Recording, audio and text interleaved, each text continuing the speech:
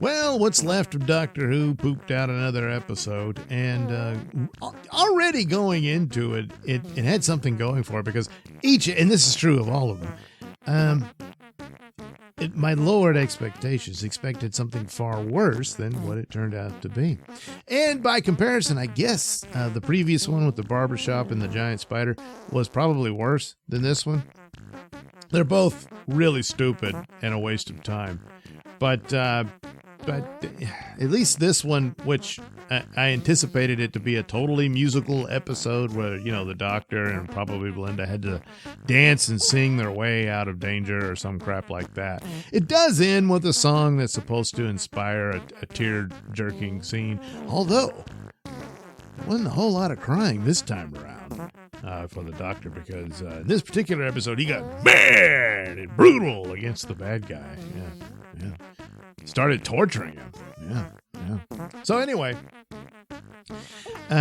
still going with trying to get Belinda home, can't figure out how to do it, and shows up at this giant space station, which I guess is like more of a hotel and a stadium for people to show up and watch this show of people of a singing contest for the entertainment of the galaxy and all that, kind of like American Idol, that kind of stuff, or Masked Singer. I forget all the names of those shows. Anyway, that's what they're doing.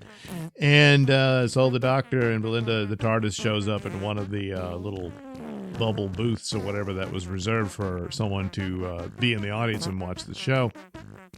And from there, he's setting up the signal in the hopes that he can get Belinda back home on Earth in 2025. But things are afoot. Well, there's a terrorist guy and his girlfriend take over the show, and they're able to fool the viewing audience out in the galaxy by forcing a tape of a rehearsal show that they did previously, and then makes his move on his terrorist act, opens the bubble at the ceiling of the station. And so everybody gets sucked out in space, including the Doctor. Belinda doesn't. She's able to avoid this. But nevertheless, that's it. Just about everybody, except for the skeleton crew left on the station and everything, now under the thrall of this terrorist guy and his girlfriend. And they're protesting the conditions on their planet. Something terrible happened and whatnot. Turns out one of the star singers is one of their own, and I guess she was an ex-girlfriend of the guy in this. It's something like that. It's kind of hard to pay attention when you don't really care. But anyway, so, oh no, the Doctor's out in space and they're all going to die out there in the vacuum of space. Well, later on they explain there's still a thin little bubble there, so technically they're all in suspended animation, so they can still be saved and whatnot. And the Doctor suddenly receives these telepathic messages from what appears to be Susan Foreman. Oh my goodness, after all this time. So, he comes to, he's able to, of course, grab some, I don't know, fire extinguisher. Anyway, blasts him to a door, and these two guys are watching this happen, and they're able to get him in and rescue him. Well, they're this gay couple, and they were supposed to be in that booth that the Doctor and Belinda arrived in and all that. But all's forgiven now because, the terrorist attack and everything. Meanwhile, they're both smitten with the Doctor, and one of them happens to be a nurse and is able to revive the Doctor. And so, he's got to figure out, what to do. So eventually, back and forth, and there's a battle of, I don't know,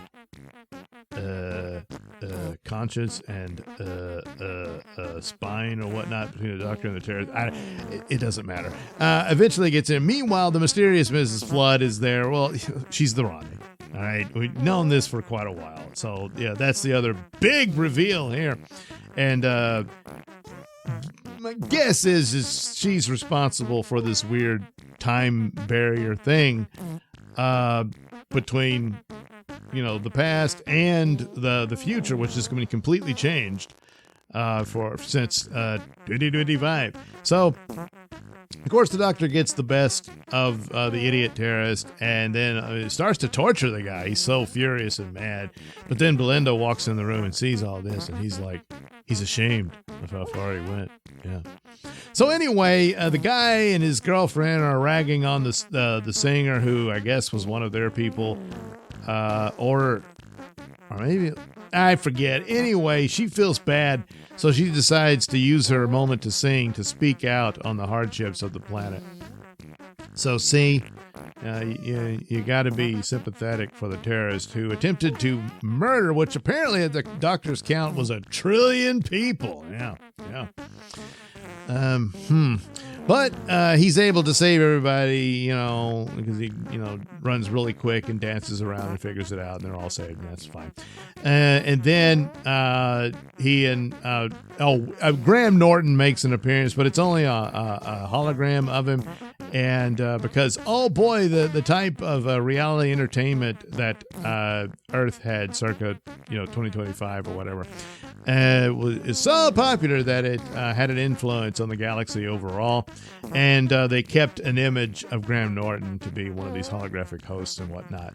But at the end, it reveals that the Earth ended in 2025. And the doctor's like, what? And so, which it's just more confirmation of everything's different and messed up because of some reason. Obviously, the Ronnie is behind it some kind of way. So the doctor's like, oh no. So he and Belinda hop in the TARDIS to take off. Meanwhile, the Ronnie begins to regenerate. But of course, there's no regeneration anymore. It's all bi-generation. So instead of having the old lady now turn into the younger version of the Ronnie going forward, they split in two. But new Ronnie is in charge and the boss, and old Ronnie is like, yes, ma'am. And off they go. It's really stupid. I guess they thought it would be funny and silly. So anyway, as to what the pursuit would be, finally the Ronnie is back, but it's all too late since there's really nothing left of Doctor Who for this to have any real meaning, and not the least of which Susan herself. I guess they'll do something with the character finally after all this time, but it's probably too late to do anything respectful to it because there's, like I said, there's virtually nothing left of Doctor Who here. The police box, that's about it. Everything else is gone. But as far as the Ronnie, what will they do? See, the Ronnie was a little different than the Master in that she was just cold-hearted and absolutely pursuing knowledge no matter what. Whereas the Master, wanted power and more than likely immortality and that sort of thing. But still, she was kind of like, the female version of the Master, but not quite. They did give her own motivation and whatnot. So I'm assuming that'll still be in keeping here as to what has occurred is because of her machinations, and that'll play out for their plot. But whatever they do, odds of it being good, well, even if it's good, it doesn't make up for the terrible destruction of the overall brand and all that. So whatever, but there she was, bi-generated and all that stuff, and so what? There is no button. Oh God, it's so stupid. God, to constantly remind you just how stupid the show is now. Yeah. So anyway, there you go. You're all caught up. The Ronnie and two Ronnies because it's so stupid.